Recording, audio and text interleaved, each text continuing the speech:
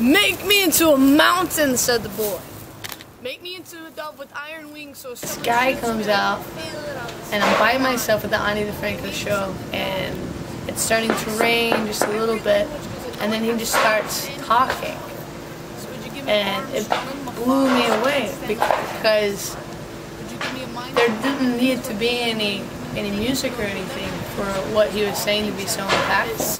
I just want answers, he says. This boy is the accumulation of every spirit who refused to quit burning. He carries the sun in his shadow. He just turned 7. He tells me he's supposed to be Lacey Roop. I'm 24 years old, and I am originally from Tupelo, Mississippi. I was like, I think I want to share a poem. And so I did, and then after that, I got really good feedback, and people were really accepting of the poem that I did, which shocked the hell out of me. Then I've been doing it ever since, so that's been about 2 years now. I didn't enjoy living in Mississippi for numerous reasons, as one can imagine. But so I graduated high school, and I wanted to go out of state for college, but going out of state was expensive, so I ended up going to Mississippi State for a year, and then I was like, okay, no more. I'm going. And so I just packed up all my shit one day and decided I was going to move to Seattle, Washington, because that was pretty much the farthest place from Mississippi that one could go to. So I started driving, and I wanted to go through the south and make my way up like the Pacific Coast highway. And after 13 hours of driving, something happens to people, and they get tired. And so I was tired, and I decided I was going to take a nap in Austin, Texas. And I guess I've been taking a nap ever since.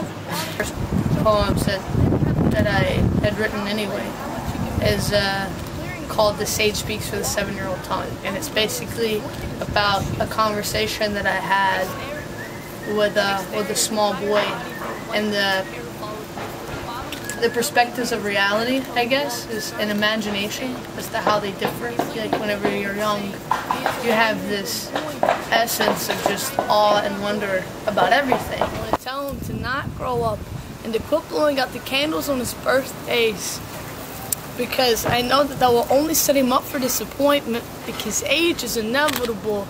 It's our perception that changes. So instead I ask him this.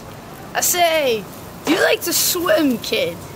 And with the tongue of a sage, the 7-year-old boy tells me this. He says, yeah, it's my favorite thing. We can play sharks and mermaids. I can be the shark. You can be the mermaid. As he grabs my hand and leads me to the water. It's within that moment I come to understand myself and this life. And I watch the boy grow up to be something other than what he is. He is a shark that lives in the mountains, and I am a mermaid. Too bad reality can't accept us for who we truly are. I talk a lot about, there's this like imagination, I think, and wonder that's in a lot of my stuff. Also I have things that are kind of personal, about growing up in Mississippi, relationships, failed relationships, all of them.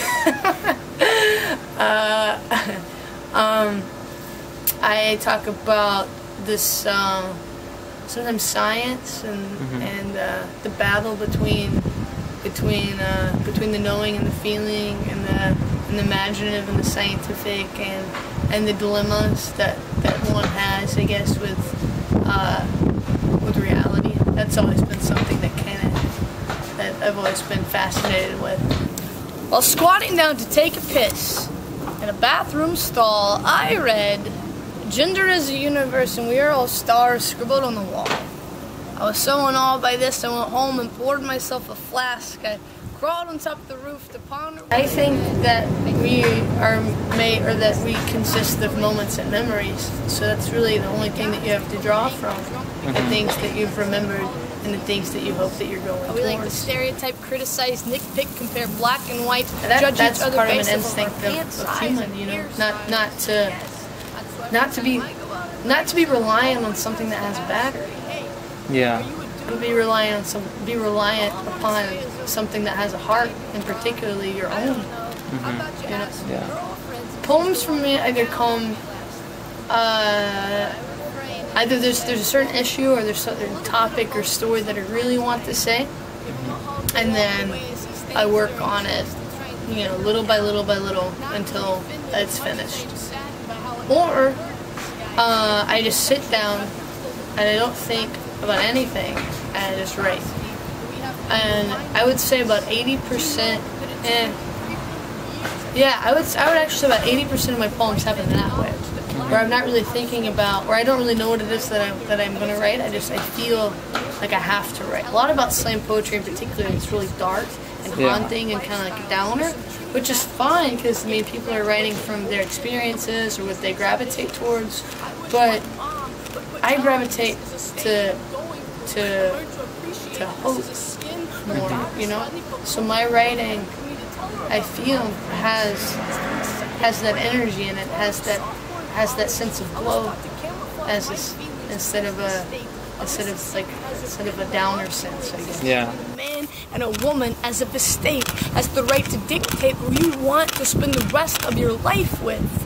But on nights when I'm sleeping next to someone soft here in Austin, Texas, I can't help but wonder about the ones still struggling in my hometown like Mikey, who had to put a silencer over his heartbeat because it thumped too loud whenever Andrew walked into the room. He was afraid that Calvary would noose him. Or Irene, who used to dye her hair bright blue to distract people from staring in dismay at her and Shay's interlocked fingers, whose only crime was wanting to grow old together, as if homosexuality is some sort of disease instead of just another form of love. And then as one grows up, you unfortunately tend to lose that, which I think that's that awe and wonder is one of the most beautiful, important, magnificent things about being a human, because you have that ability to imagine, and when you lose that, you lose one of the greatest things about existence.